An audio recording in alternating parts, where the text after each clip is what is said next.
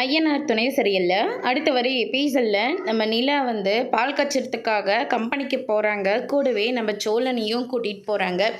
எல்லாரும் வேலை இருக்கிறதுனால யாராலையும் வர முடியல. அதனால் நம்ம நிலாவும் சோழனை மட்டும்தான் அங்கே கிளம்பி போகிறாங்க. நம்ம திவ்யா இருந்துட்டு அந்த பேனருக்கு அதுக்கு அடுத்ததாக என்ன தலைப்பில் அந்த கம்பெனியை ஓப்பன் பண்ணுறாங்களோ அதே மாதிரி டிஎன்எஸ் அப்படின்ற மாதிரி ஒரு கம்பெனி வந்து உருவாக்கியிருக்காங்க. அதுக்கு பூஜைலாம் முடித்த உடனே பரவாயில்ல, உங்களால் முடிஞ்ச வரைக்கும் நீங்கள் எல்லாருமே ஷேர் பண்ணி இந்த கம்பெனியை கஷ்டப்பட்டு உருவாக்கியிருக்கீங்க. ஆனால் நிலா மட்டும் எதுவுமே கொடுக்காம இந்த கம்பெனியில் ஜாயின் ஆகிட்டாங்க அப்படின்ற மாதிரி கிண்டல் பண்ணுறாங்க. நிலாவால் இதை தாங்கிக்கவே முடியல. திவ்யா, நான் இதில் வேண்டாமே, தயவு செஞ்சு நீங்களும் உங்கள் ஃப்ரெண்டும் மட்டும் இருங்க, நானும் இதில் இருந்தால் கண்டிப்பாக சரியாக வராது அப்படின்ற மாதிரி சொல்லிக்கிட்டு இருக்காங்க. அவர் பேசுகிறத நீங்கள் எதுவுமே பெருசாக எடுத்துக்காதீங்க. அவர் இப்படி தான், அவரை நான் பார்த்துக்கிறேன்.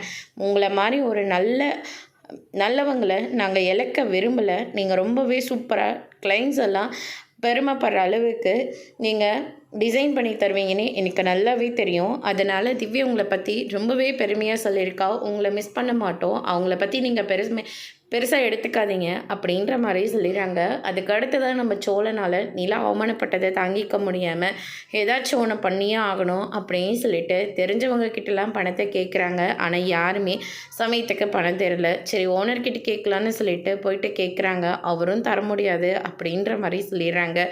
அதோட பிரம்ம முடிச்சிருக்காங்க.